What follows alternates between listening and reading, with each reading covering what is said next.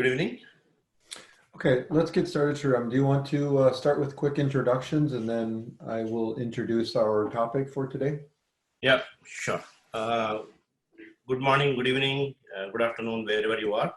So this is Sreeram Kolisetty, and we have got Dwayne and Ashwinee joining us today this morning here in New Year's. The thing is that due to COVID, everyone is remote, people are remote, and then COVID-19 has given a big challenge to everyone. And I have been thinking that, so many companies are offering the remote safe training, but is it really worth? Because I have seen this, as I have attended the safe training face-to-face, there is a lot of interaction that happens between the participants, a lot of exercises, a lot of questioning, and we use so much of flip charts, so many sticky notes, so much of pens and Sharpies to come up with the creative ways of understanding and then challenge the instructor, right? But now we are seeing it in the virtual world.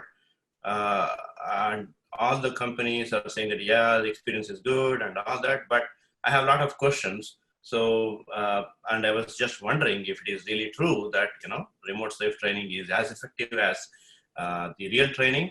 And I was challenging these two gentlemen, asking them that, okay, so can you prove that these two are, your remote training is as effective as the remote training? And they took the challenge. So they are going to bust my myths. So guys, are you ready for the challenge? Sure. Yes, okay. Yeah.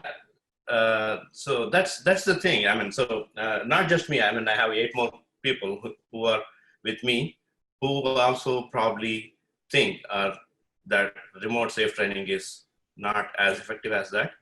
And we'll be challenging you guys, and hope to see that you are able to convince me at the end of the session. All right? Okay. So quick introduction of yours before we jump on.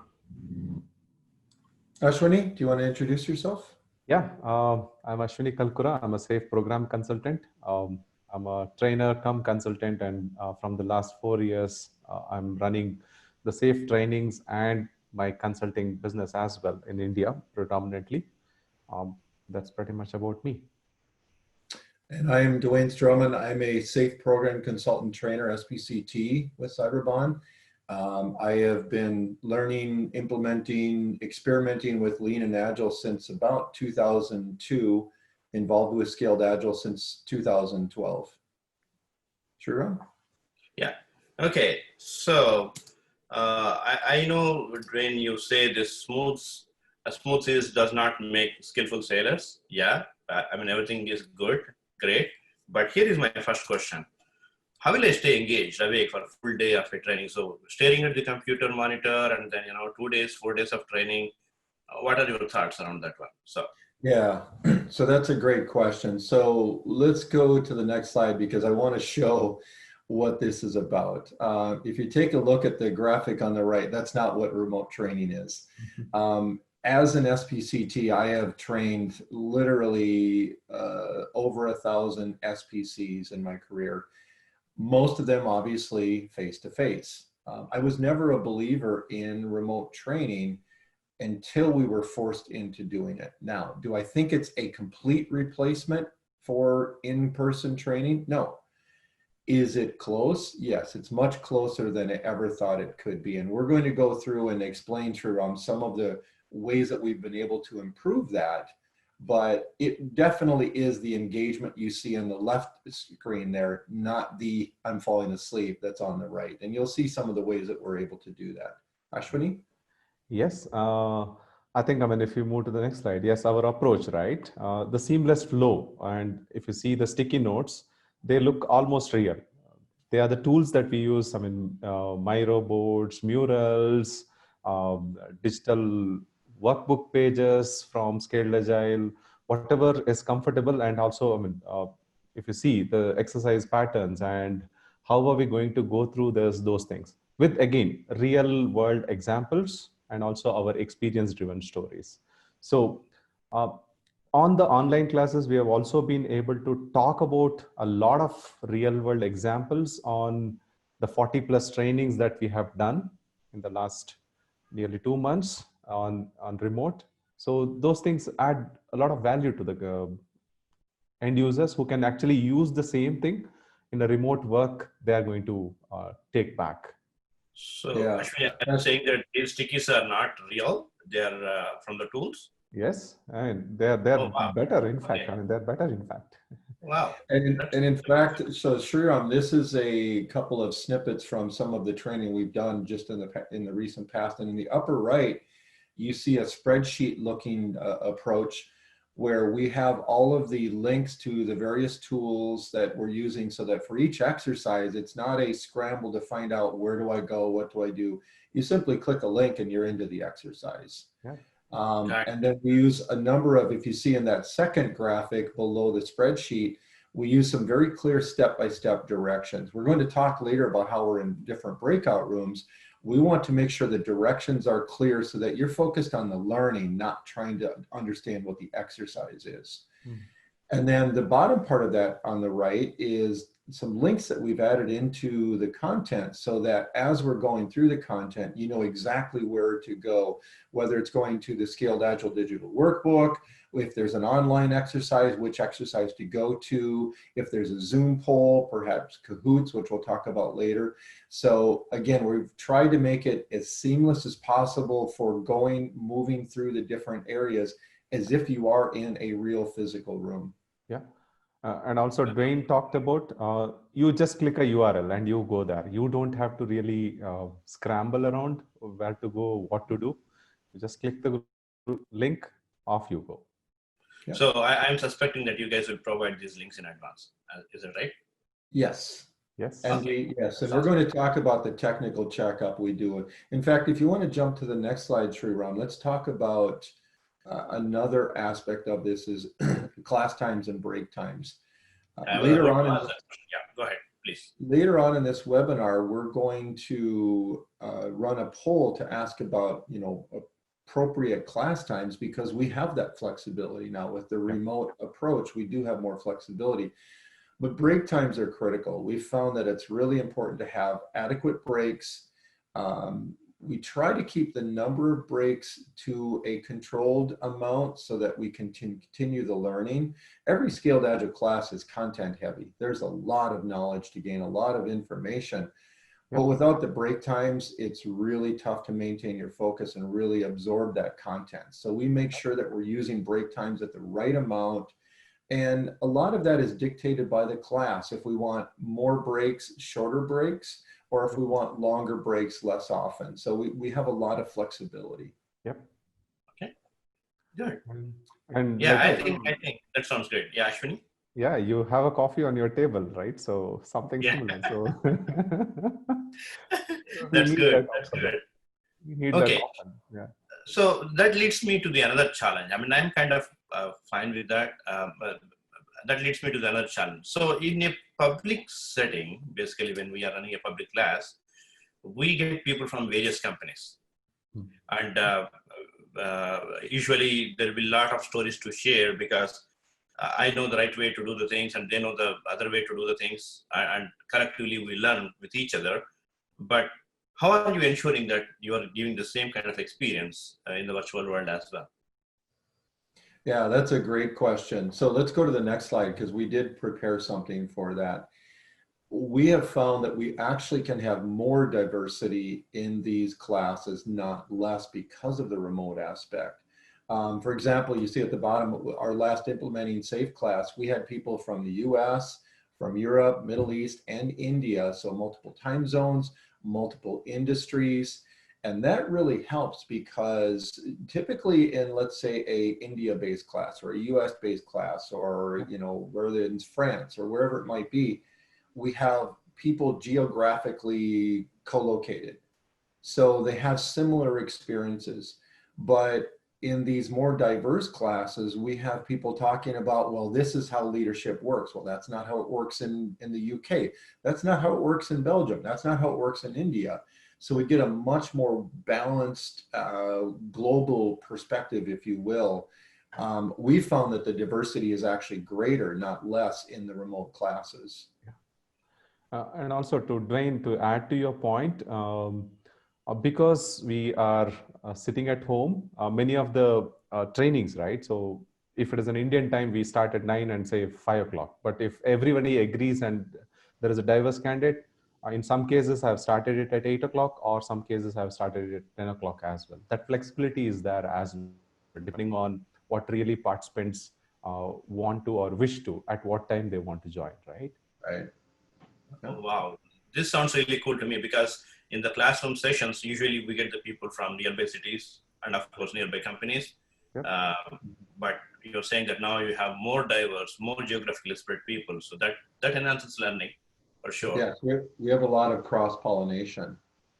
That's good. That's good to hear. I mean, we get to hear the cultural aspects as well. Awesome. In fact, Sreeram, I mean, in one of the classes, I mean, people talk about the day-to-day life example, what they could talk about, right? I mean, I talk about buying some kilos of rice. Somebody from Europe talks about firewoods in the winter time. So we get to know those cultural aspects as well, which is, it may not be so evident in a class which is one geography and one time zone, right? Right. That's awesome. That's awesome to hear. Good, Okay. good. You have another question, Sreeram? I think there is a question from your panel. Okay. From the participants.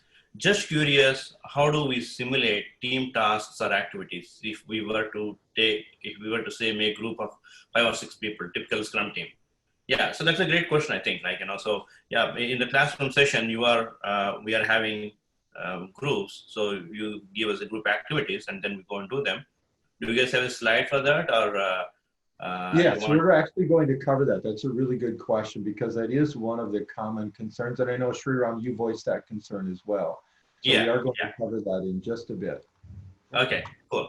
So this is my biggest challenge. So in the classroom, I can ask you the questions instantly, and you are also asking me the questions instantly, and making sure that there is understanding for me, right? So if I get something wrong, you re-explain the topic and say, okay, hey, you got it wrong, right? You got it wrong, and then you re-explain the topic. But in the virtual world, how do I raise the question? And I'm also concerned about, like, so if my question is a dumb question and I don't want to lose my face, right? But in the classroom, I don't have those inhibitions. Wanted to see how you guys are ensuring that as a participant, I am able to understand it, right? Yeah, so let me address your last part first, and then if we can go to the next slide, we'll talk about some of the tools we use to cover that. But what we've actually found is that when people are remote and on a web camera, they actually feel more encouraged, more able to bring out their questions. So we found that we get more detailed, more in-depth questions, more questions that sometimes in a classroom people actually won't bring up. They might put a sticky note on the parking lot later or something, but we found that there's more questions coming up. And I believe that there's a certain level of anonymity from being just on a video screen, not in the room with the rest of the group at the same time. So we found that it allows people to open up even more so. And then if we can jump to the next slide, Sreeram. Yeah. So some of the tools that we use, we're big fans of Kahoot. And for those on the attendees that are not familiar with it, it's a fairly simple polling type of question approach where we'll place a question up on the screen, and then you have a number of options, usually 4 options to select from. It really helps us to find out very quickly how well the concepts, the thoughts are resonating with people. And the more that we test the knowledge as we go along, the more it embeds. And one of the things we've done with Cyberbond is to really break that up. There are a lot of partners that do use Kahoot. We use it a bit different in that we have 3 to 4 Kahoot questions about every hour to an hour and a half at a maximum, because rather than waiting until the end of the day and do one big Kahoot quiz, we want to be testing the knowledge throughout. It helps embed it much greater. We also use Zoom. I have a question on that one, Yes. Dwayne. I have a question on that one. So are these questions the actual exam questions, or they are like Good question. questions? No, they are not. However, they are, I've written a lot of the questions, and we purposely wrote them to simulate the experience of the exam. They are not exam questions, but they do have the same level of challenge at times. They do use the same type of formatting, such as a number of our Kahoot questions, the answer might be a two-part answer, and the first part is correct, but the second part is incorrect. Well, with Scaled Agile, that is an incorrect answer. Any part of the question is incorrect, the entire part is incorrect. Yeah. So we use that approach as well. But no, they are not specific exam questions. I have a follow-up on that one. So I have seen and noticed that, Scaled Agile does little bit of trick. So you have to really pay attention to the words. One small word can make a big difference in the answer. So your questions are in the similar format. That way I get to feel some experience of it, or it's different. Yeah, Ashwinee, do you want to describe the breakout rooms we use and maybe cover that briefly? Yep. So I think, it answers that question of how do you assign or make smaller scrum team sizes, right? In a classroom, it is very easy. You have 3 tables and tell people, okay, 5 people at a table, you maybe shift accordingly. Most of the tools like Zoom or GoToMeeting, or even now the WebEx training also, if we plan to use that one, they have a concept called breakout rooms. Either I can assign people to manually to those breakout rooms or automatically create those breakout rooms randomly. What happens is the moment you are assigned to a breakout room, say I have 15 people in the room or in the class, I make 3 groups of 5 people each. So all the five people each, they go to their rooms and all they can hear and talk to is those 5 people together. They can't hear the other 10 people. It's the same for other 5 people as well. And as instructors, we are in the main room. We can go into any of the rooms and see what's the progress, or if somebody raises a hand from that room, we can answer them as well. And somebody said AirMeet platform. All the platforms are now coming up with these breakout options. That's a great way to break ourselves into smaller rooms. And when they come back, there's always a debriefing. So we learn from each other as well, like in a real classroom. So if one room wants to talk to the other room, how do you facilitate? So they come to the central room and talk to each other? They raise the hand and we can get them to the central room and send them to any other room they want to go to as well. Okay. So there is a question from Steve, 2 questions indeed. The first question is, are you seeing last minute registrations? My answer is yes, Steve. If so, how are you making sure students receive the pre-class recommended touch base and communications before the class takes place so they are prepared for the class? Typically, we send out the reading material. The course material on the previous day of the class. We don't start the class as soon as we, on the first, at 9 o'clock on the first day, right? So first 30 minutes is reserved to give familiarity to you on all the tools. So like Zoom polls, we have some dummy Zoom polls, and Kahoots, we have some dummy Kahoots. That way you can experience and feel it. And any tool that we are using like Miro, Mural, or anything, we'll be doing a little bit of hands-on activity on those things. We'll be covering those topics in a little while. And also, what tools are you using? So remote breakout room, what tools are you using to facilitate the remote breakout room experience, as there are plethora of options and most not integrated. We are using Zoom. Zoom has been working perfectly so far. We have experienced with Zoom, and also we kind of taking care of the security aspect. Okay.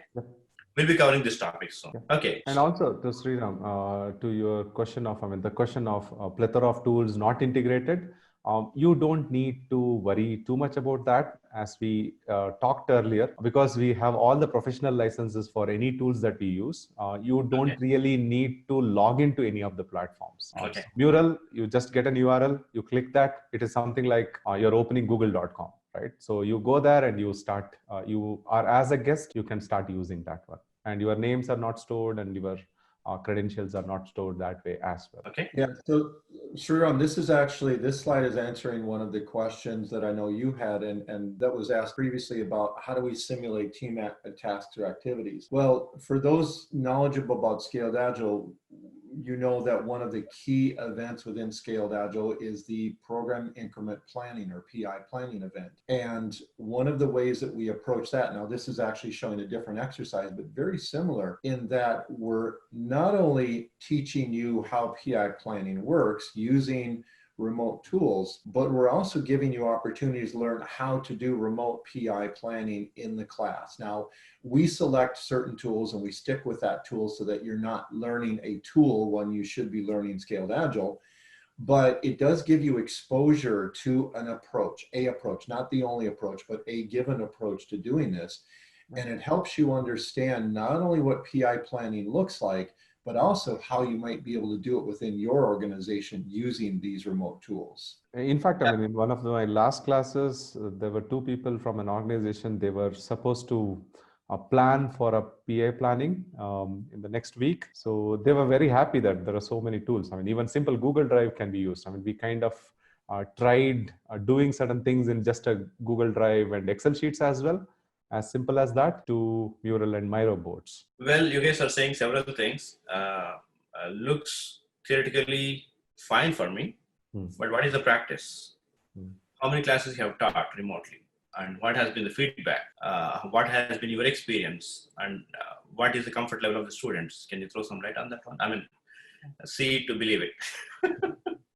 Yeah, that's a really good question. And again, I started out, and Ashwinee, I want to hear from you what your thought was before we really started the remote training.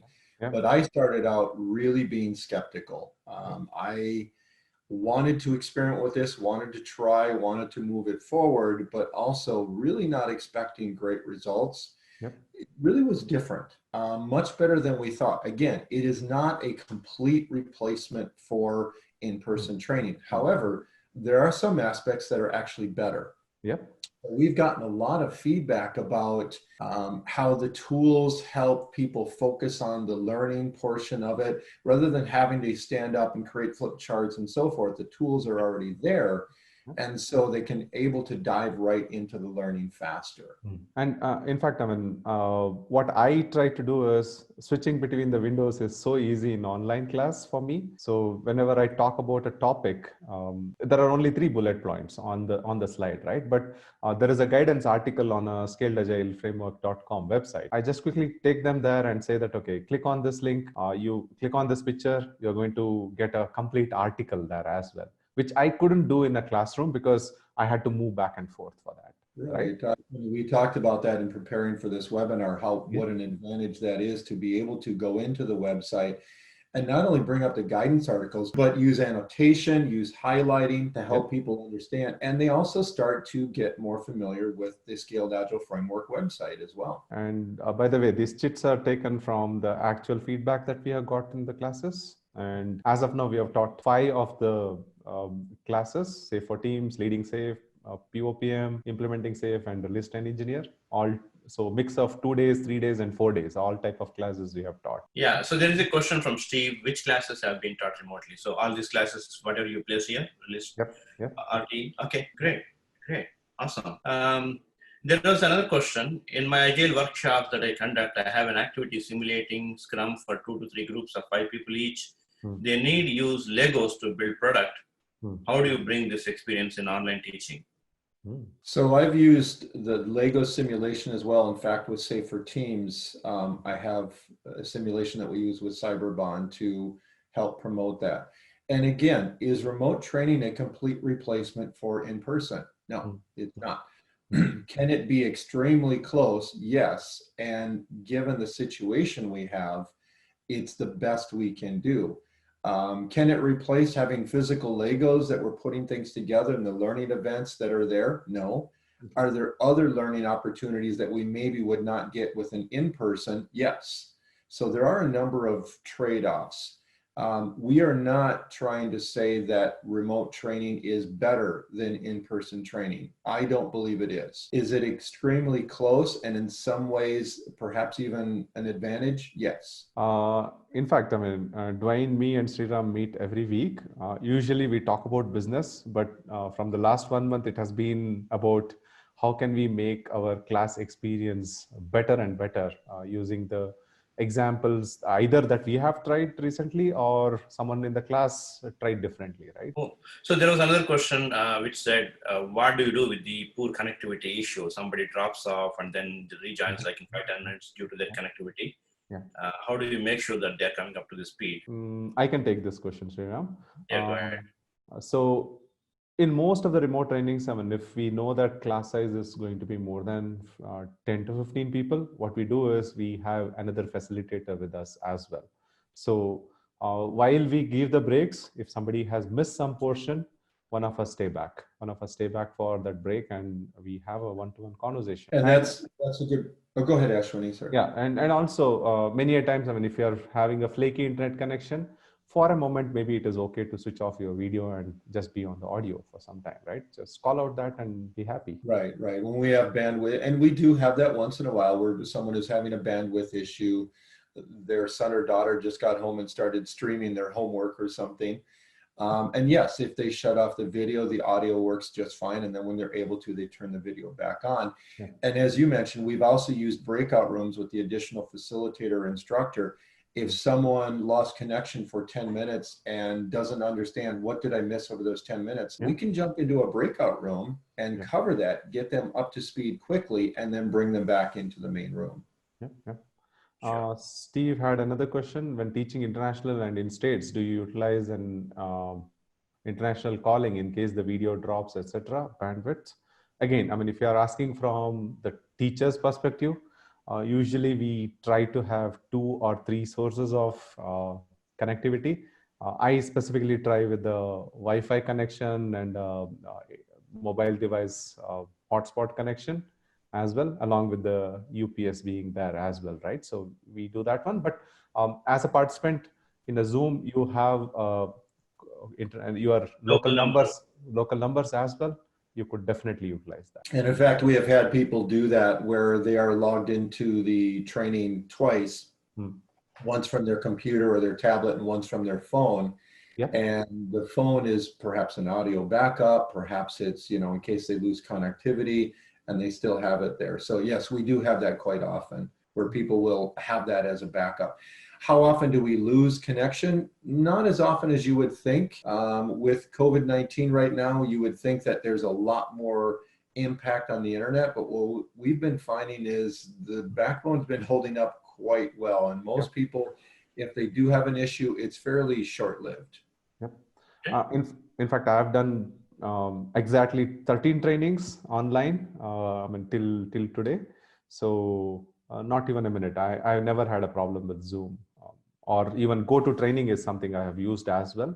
And in one company, I have used Skype for training as well. While there were no breakout rooms, I mean, we kind of did away with multiple Skype instances. Good. Yeah. So how am I able to relate everything that you're saying to the real world? So we know that the virtual, the remote world is not virtual. The remote world is going to be there for a long period of time. So until this vaccine is found or something, right? Yeah. How do I know that this will relate to my real world? You guys want to throw some light on that now? That's a really good question. So first of all, and again, in preparing for this and as the conversations like Ashwinee talked about, where we're talking about both business as well as just training and so forth, we gain more and more understanding that as large as the world is, there's more similarities than differences. And so a lot of the stories that we're telling from our own experience resonate across cultures, across geographical boundaries, and also just a lot of the analogies. What I've been able to gather, especially teaching a lot of people from Western Europe, from India, from Southeast Asia, is other analogies that resonate across the globe. And so now we're able to bring out more of the educational part of it to where it really makes sense. It resonates with each individual person from their individual culture and their own experience. Okay, great. And also another simple thing of, when you go back to your offices, you are again going to be remote. So the tools that we talk about, like breakouts, murals, the way to differently use the Excel sheets in a Google Drive, that's going to help you on a real world as well, not just for SAFE. I mean, for just collaborating with across the organization. It's going to help you as well. Right. Okay. So with that said, I have another question. How do you make sure that I'm learning? And how will I continue my learning journey after this class, right? Am I done once I'm SPC, I'm a coach, or how does it look like? Yeah, that's a great two-part question. Let's go to the next slide, because one of the key things that we focus on, again, is, and Ashwinee mentioned this before, is that debrief after each breakout session, that pause as we're covering content. So picture the scenario where this is not myself, Sreeram, Ashwinee, just reading through slides. Yeah. This is us putting up a slide and having a conversation around it and asking you what situation you think this applies to, what scenarios have you been involved in that have been similar to that, maybe this would be an advantage. The safe principles is a great aspect. When we're covering the principles, we want to make sure that it makes sense to you in your world, where you can see how this would benefit you.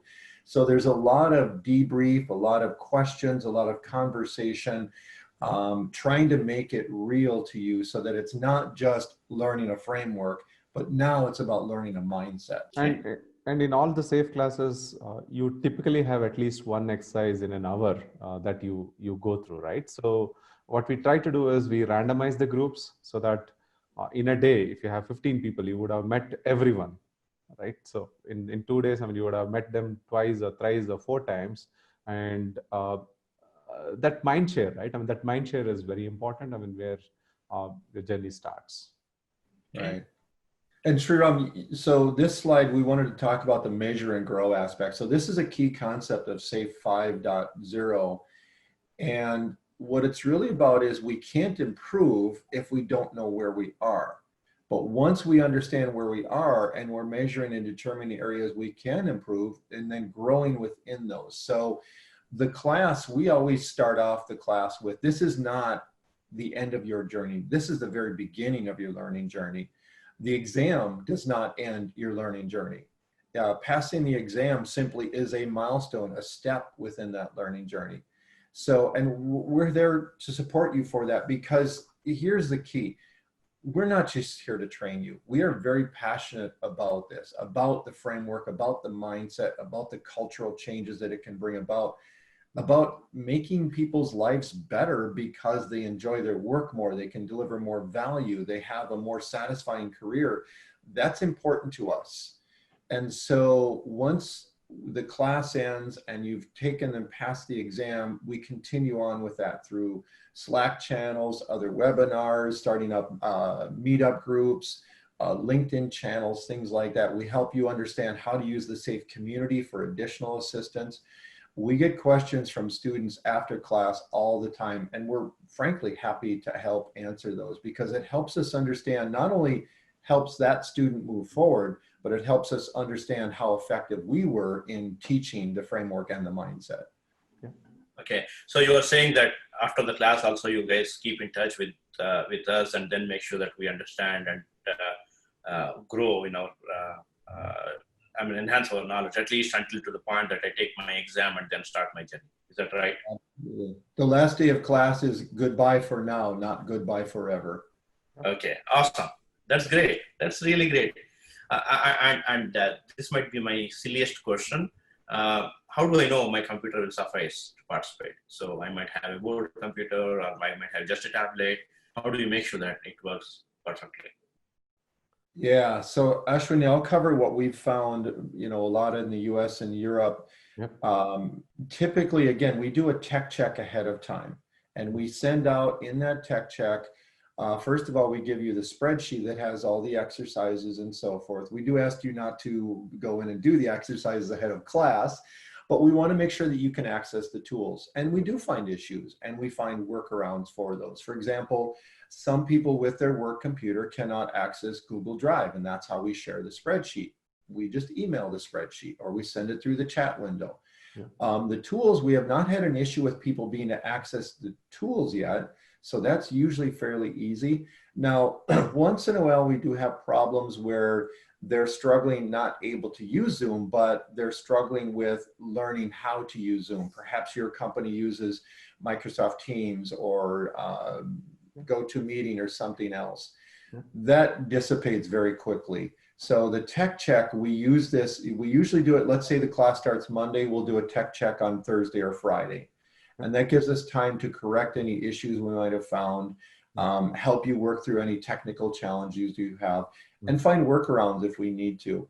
We have found issues, not many, but a few, but we've always been able to work around those, and they've never become a blocker to the student being able to learn. Awesome. Cool. That leads to another question. So remote classes might be a little challenging with a lot of interaction being required than the classroom training. What about the schedule for the remote classes? So how are you guys planning the remote classes? So Ashwinee, do you want to cover this? We talked about how we can deal with the different needs from different students, different geographies, and so forth. Yep. So, I mean, even while publishing the classes also, if you see some of the online classes that Cyberpunk has, the 2-day classes are not 2 days, rather they are 3 days, right? So we have tried multiple things. And again, if it is many people coming from a same organization, we talk to them, we understand their needs.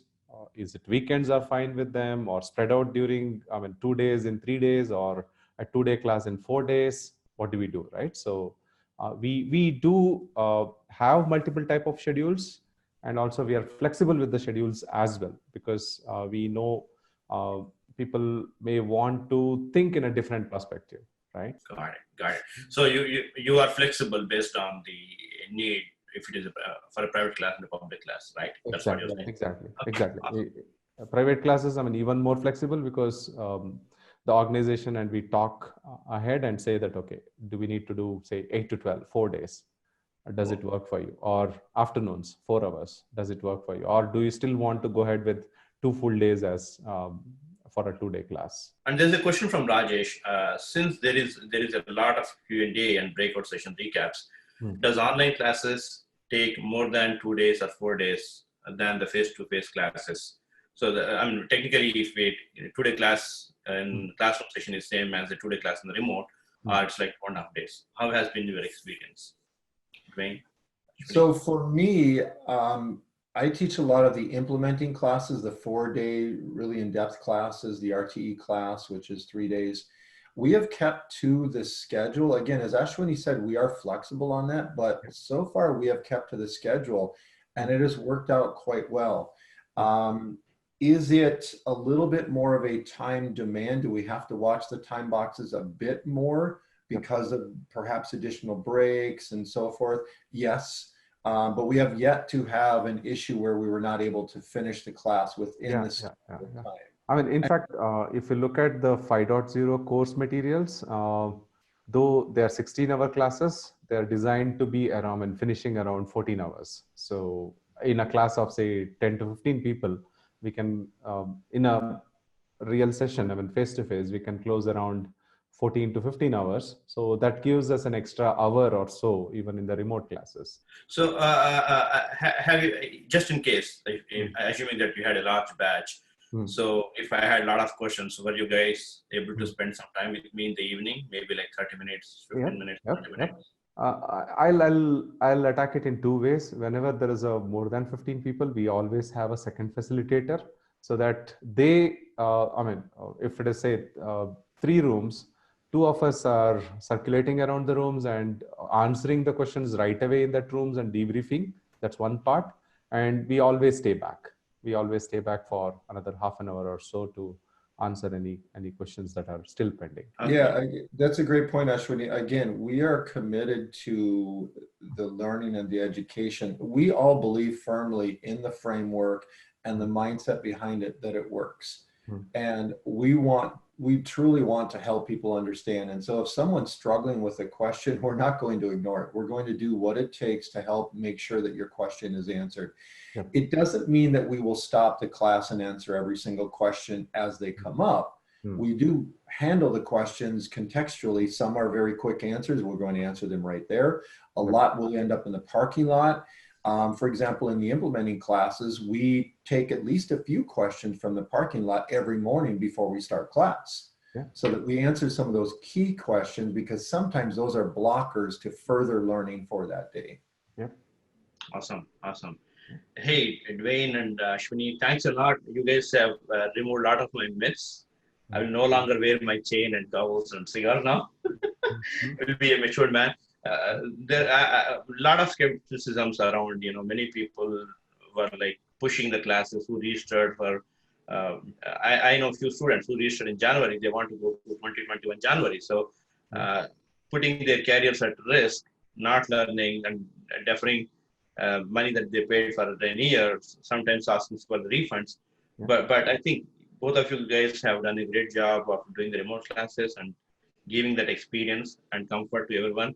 And I think you guys also mentioned that you don't use the China servers for Zoom, which was one of the scary things for people for the data privacy issues. And you also mentioned that for all the tools that you use, we don't need to create the logins. That eliminates a lot of discomfort and ability to complete the course in time and ability to stay in touch after 1 month up to after the class. Great. Thank you very much. So finally, there are so many people offering safe training. Why Cyberpunk? How do I sign up? So I would like to answer this question. So why Cyberpunk? So we are the first company to offer safe training all over the globe. First SPC training was done by us. And our trainers, myself, Ashwinee, and Dwayne, all of us have provided, contributed to the remote training aids of SAI. Today, Skilled Agile Institute has come up with the remote training aids for all the courses. We contributed to a lot of those courses, saying that how to do a remote training best, right? So since we had the first-hand experience, our input has been valued at Skilled Agile. If you look at the uniqueness of our company, we are the only company in the federal space in US with a gold SPCT partnership, and we are one of the 3 companies with gold and gold partnership and as well as the platform partnership. We are the only company who did the event with NASCAM. NASCAM is like a biggest body of the all software companies in India, where Ginny Rometty of IBM, CEO, the ex-CEO, has spoken there. President of the India has spoken there. Prime Minister of India has spoken there, and several big industry leaders. I think even Tim Cook spoke at some point in that event. So this is one of the biggest events that happens in US for all the IT companies. In India. And also we have a close working group in India. We are the founding members of the close working group with SAI. We have 3 representatives from our company, and all other companies have just 1 representative. So we are really driving the stuff in India. We are the first company to do the safe day in India. So far, no one has done exclusive safe day in India, so we are the first company to do it. We are also providing access to our assessment tool, which is about $250 worth for 1 year for all our students. That will be rolled out from mid-June or in June. Right now in the final testing phases. Okay, we are one of the companies where we had like Skilled Agile partnerships, Compliance partnership, and Lean Kanban partnership.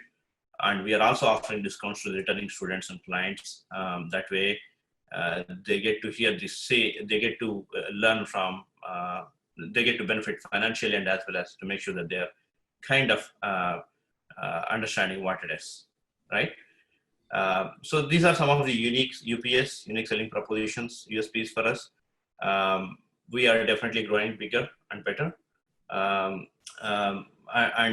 If you have any questions, you can reach out to some of these people, info@cyberbonit.com. Cyberbonts.com is our website. Corporate training, consulting, Chaitra will be the point of contact for course details and discounts. Preeti will be, Diana will be our contact. Training schedule you can find in the scaledagile.com and cyberbonts.com. Corporate communications, Suffice will be your point of contact. And of course, you guys can connect with me, Dwayne, and Ashwinee on the LinkedIn if you have any questions, any help you need it. So we'll be happy to support and help. And Sreeram, we have one more question posted about how are the group activities managed. I don't know that we've really covered that adequately. Sure, go ahead. Both Ashwinee and I have talked about the breakout rooms, but just to give a little bit more information. So we start the breakout rooms, we basically go over the exercise, ensure that everyone has a fairly good understanding of how the exercise is going to work, what we're trying to learn from this. And then we send the students off to the breakout rooms. Now, we have the power to be able to randomize the breakout rooms. So there are some exercises we want a team approach. We want a group that has worked together on subsequent exercises to stay together, such as in implementing SAFE when we're creating features and then we're creating the team space and then doing PI planning.